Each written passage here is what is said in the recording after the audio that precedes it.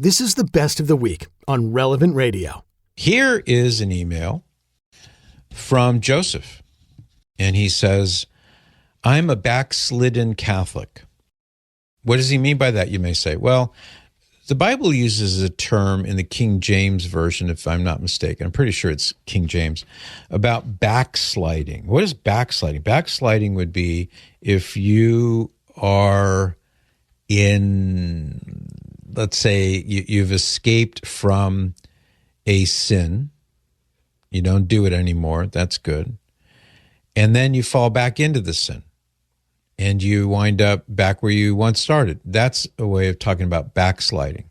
You did pretty well. You kind of clawed your way up by God's grace to a place where you're not doing the sin, and then you backslide. So that's what he's talking about. So I'm a backslidden Catholic. My wife is Protestant. Her non-denominational father is a minister who performed our wedding ceremony for us because he was ordained online. I'm ready to go back to the Catholic faith, but I can't convince my wife to go to the Catholic Church. I don't know the faith well enough to refute all the Protestant arguments, such as once saved, always saved, or her deconstructionist attitude that we don't need to do all the extra stuff the Catholic Church has. We just need Jesus and the Bible. Point me in the direction of apologetics books that will bring me to a better knowledge of my faith to answer her questions and arguments. And he says, also, since I was married outside the Catholic faith in a Protestant ceremony, can I receive the Eucharist after I go to confession? Well, let's come to that in a second. So first of all, Joseph, I'm happy to hear that your conscience is stirring you and you're hearing those prompts from the Lord to come back to the Catholic Church. That's good. And I just want to encourage you to stay the course, keep going, get on the journey and keep going. And in due time, God willing, your wife will follow you. We'll see what happens there. But as for you, you need to do the right thing. And along the way, you'll be able to evangelize your wife a little bit better. So to take the questions in order, I think part of your question is your marriage valid? Let's assume for a minute that there was no prior marriage for either one of you, and you both got married, but you didn't get married in the Catholic Church, which as a Catholic you're required to do. In the Catholic Church, in the presence of a Catholic bishop, priest, or deacon who solemnizes the marriage, meaning that he witnesses the marriage officially in the eyes of the church or in the, kind of as a representative of the church, and he blesses the marriage.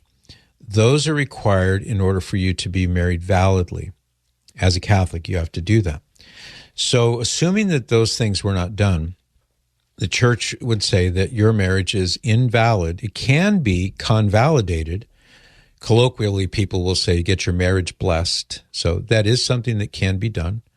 And it doesn't require your wife to become Catholic in order for that to take place. But you're going to need to talk with the parish priest about that, and he can help you in terms of initiating the paperwork so that the church can declare this.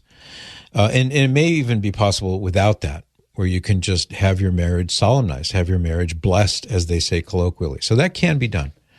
And we hope that your wife will follow you into the Catholic Church and just pray, and be a good husband and evangelize her as best you can.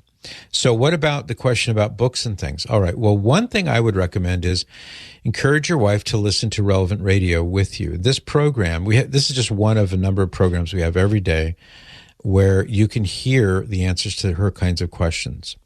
So once saved, always saved, clearly not a biblical doctrine. The Bible is really clear that you can lose your salvation. If you go to the show page, relevantradio.com, you can look at, or listen to rather, snippets from the show in the past where I talk about things like that. And you can zero in on some of those topics. We also have a YouTube page. So if you go to YouTube and look up The Patrick Madrid Show, there's probably well over 100 by now clips from the show in which I talk about things all over the board, but I think that may be one of them. Talk about Mary, talk about the Mass, etc. So those are things that you could listen to. And if you can get your wife to start listening to the program, I think you've got a fighting chance to move her in the right direction by God's grace. I've written a number of books. What I would suggest to you would be to go to the show page if you're looking for good books. Go to relevantradio.com/Patrick, relevantradio.com/Patrick. Click on links, And when you go there, you will see my website, you'll see articles. Those are all free, by the way. But if you go there, you can see all the books. And I've written, what's it been now? I think maybe 27, I think. But on all the different topics that you're thinking about. So once saved, always saved. I've got books on that. What about the papacy? What about Mary? What about the Mass? And so on. So these are all available to you, and you can check them out there. Lastly, I would recommend a series of booklets by Jim Burnham, Burnham, co-authored with Father Frank Chacon, Chacon, and they're called Beginning Apologetics.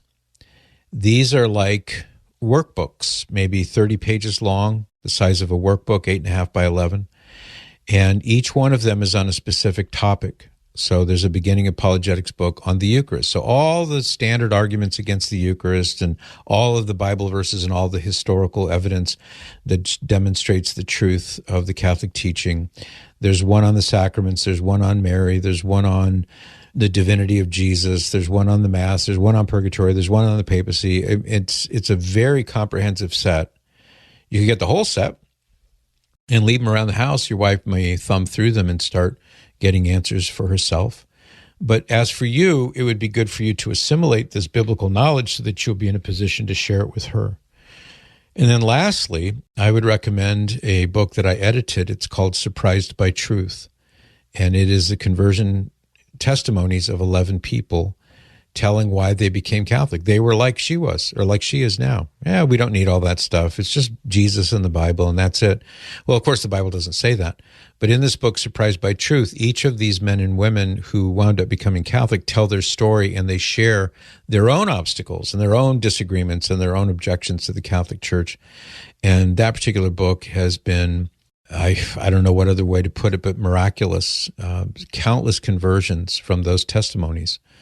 So I don't take credit for those testimonies. It's the people who wrote them, but they're all together in that one book. So I would give her that as well. Surprised by Truth. Like what you just heard?